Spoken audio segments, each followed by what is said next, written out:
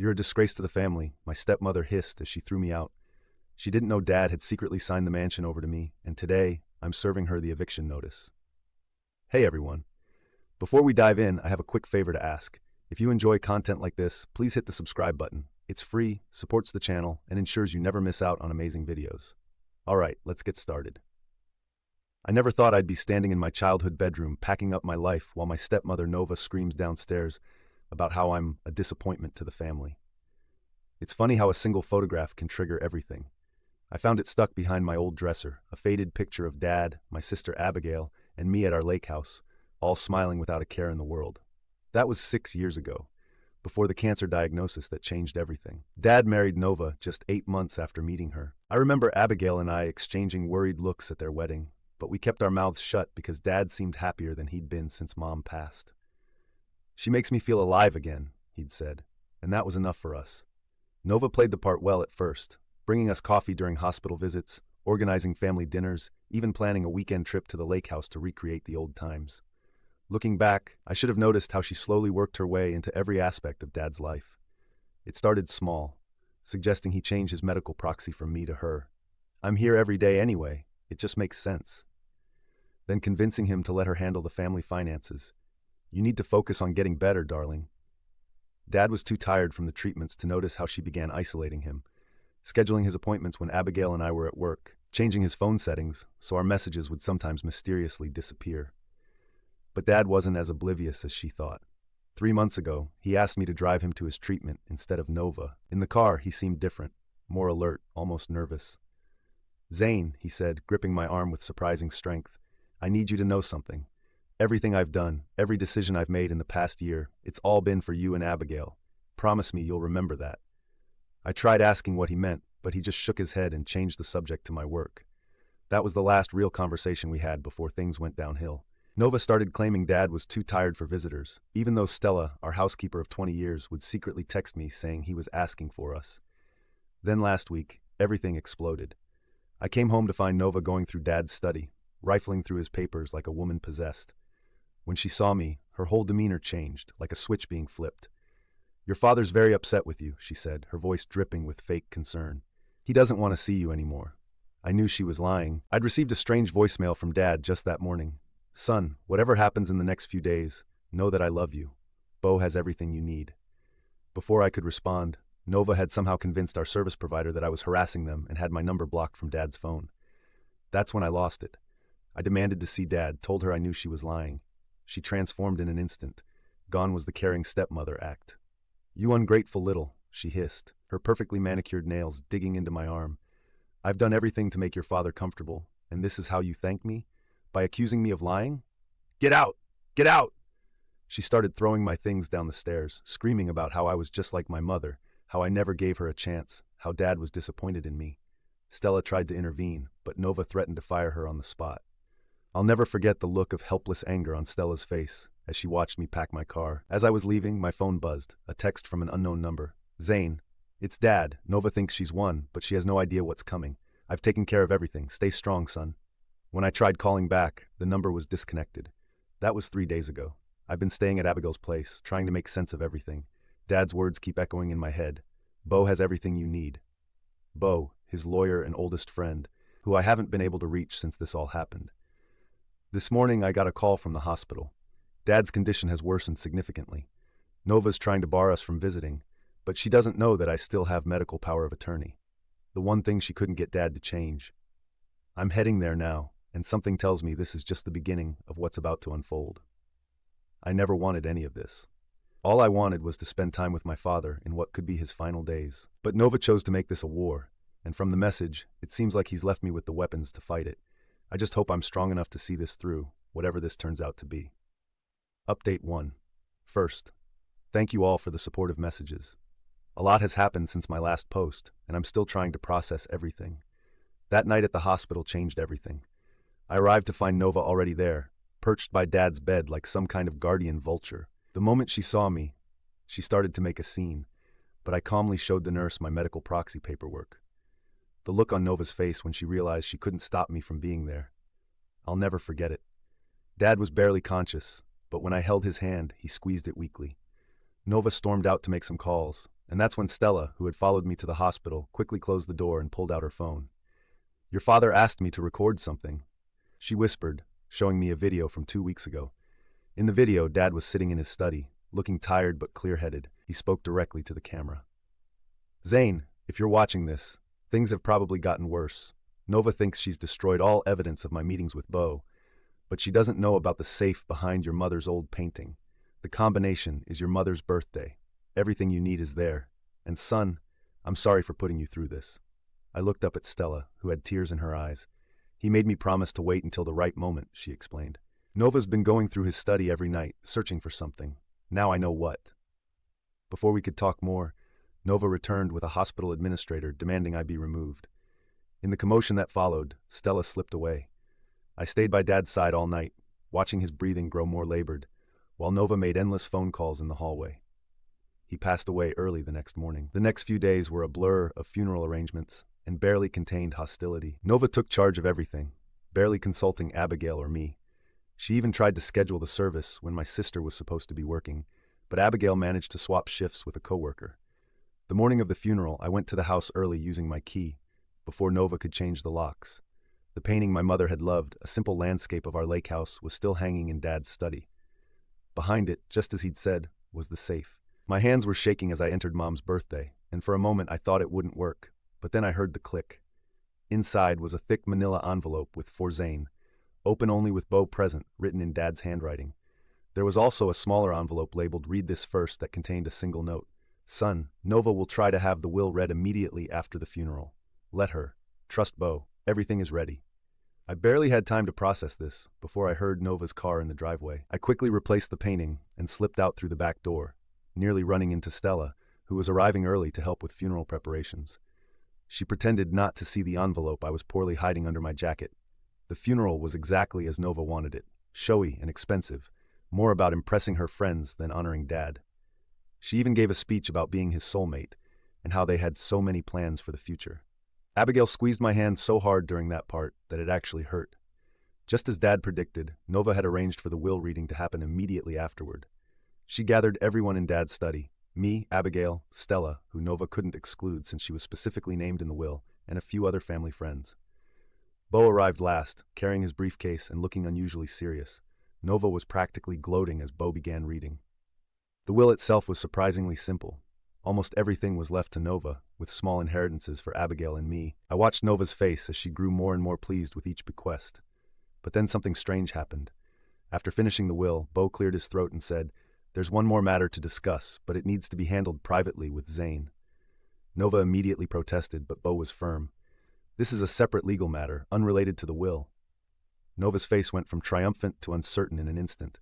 "Whatever it is, I should be involved. I'm Micah's widow." "This matter predates your marriage to Micah," Bo interrupted, his voice carrying an authority I'd never heard before. "Zane, could you come to my office tomorrow morning at 9? Bring the envelope." I hadn't told anyone about the envelope. Nova's eyes darted between us, her expression shifting from confusion to suspicion. As everyone was leaving, I heard her on the phone with someone, her voice tense. "I don't care what it costs. I need to know what else Micah did. He couldn't have. No, that's impossible. I checked everything. Abigail is letting me crash at her place again tonight. In a few hours, I'll be sitting in Bo's office, finally learning what Dad spent his last months planning. The envelope feels heavy in my bag, like it's carrying the weight of all Dad's final hopes and intentions. Whatever is in that envelope, one thing is clear. Dad knew exactly what he was doing. And somehow, I think Nova is about to learn that she didn't know my father nearly as well as she thought she did. Update 2. I've been staring at my screen for hours trying to figure out how to write this update. The meeting with Bo changed everything, and I mean everything. I arrived at Bo's office exactly at 9, still running on coffee and nervous energy from a sleepless night. His secretary immediately showed me in, which should have been my first clue something was different. Usually Bo's so busy you have to wait at least 20 minutes. He was sitting behind his desk, surrounded by stacks of documents. The moment I walked in, he got up and locked the door. "Before we start," he said, "I need to know if you've noticed anything unusual about Nova's background, things that don't quite add up." The question caught me off guard, but then I remembered something. She claimed she grew up in Seattle, but last Christmas she didn't recognize the name of her supposed high school when Dad mentioned it. Bo nodded like I'd confirmed something. "Your father noticed things too, small inconsistencies in her stories. The way she changed the subject when asked about her past. That's why he hired a private investigator last year. He pulled out a thick file from his desk. Nova Williams isn't her real name. It's her fourth alias in 10 years. She's done this before, 3 times. Marries wealthy men with terminal illnesses, isolates them from their families, and somehow ends up with everything in the will. Your father figured it out about 3 months after his diagnosis. My mind was spinning. But why didn't he just divorce her?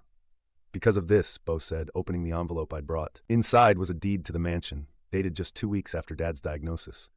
He'd quietly transferred ownership to me, but with a clever twist. The transfer wouldn't be officially recorded until after his death. Your father knew that if he confronted her directly, she'd find a way to contest everything. So he played along. He let her think she was winning while he gathered evidence and secured your inheritance. The will she heard yesterday, it's basically worthless because he didn't own the mansion anymore. There was more. Dad had kept meticulous records of everything. Nova's attempts to isolate him, her suspicious phone calls, the way she tried to change his medications. Stella had helped, secretly recording conversations and keeping a detailed diary of Nova's behavior. Even Abigail had played a part without knowing it. Her medical background helped Dad document how Nova had been interfering with his care. Your father was worried she might try to speed things along if she got suspicious, Bo explained. That's why he made sure you kept medical power of attorney. He knew you'd protect him. The magnitude of what Dad had done, how carefully he'd planned everything while fighting cancer, hit me hard. But there wasn't time to process it because Bo wasn't finished. There's something else you need to see, he said. He pulled up a video on his computer. It showed Nova arguing with someone in a parking garage 2 weeks ago. The audio was clear. She was talking about getting access to Dad's accounts before that meddling brat, me, could interfere. The PI got this, Bo explained. The man she's talking to, he's been involved in all 3 of her previous marriages. We think he helps her find targets and create her new identities. Just then, Bo's secretary buzzed in. Sir, Mrs. Williams is here. She's demanding to see you. Bo smiled for the first time that morning. Perfect timing. You ready for this, Zay? I nodded, feeling a strange calm settle over me. This was what Dad had prepared me for. Nova burst in seconds later, clutching a stack of legal papers. She froze when she saw me. What's he doing here? Funny you should ask, Bo said. We were just discussing property ownership, specifically the mansion's deed. The color drained from Nova's face. That's impossible. I checked all the records. You checked the current records, Bo corrected, but not the ones about to be filed. What happened next was both terrible and fascinating. Nova cycled through every manipulation tactic I'd seen her use on Dad. She cried, she threatened, she tried to play the grieving widow. When none of it worked, she showed her true self. You think you've won, she snarled at me. I'll fight this. I'll tell everyone how you manipulated your sick father. You'll what? I interrupted, sliding one of the PI's photos across the desk. Tell them about your meeting with Michael Preston. Or should we talk about what happened to your last 3 husbands? She went very still. How did you? Dad knew everything, Nova. He just loved us enough to make sure he had all the proof before he acted. She ran out of the office, nearly knocking over Bo's secretary. Through the window, I watched her make a frantic phone call in her car before speeding away. Bo spent the next hour walking me through what comes next. The mansion's deed will be officially recorded tomorrow.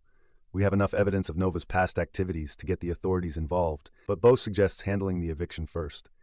I just got home from signing all the paperwork.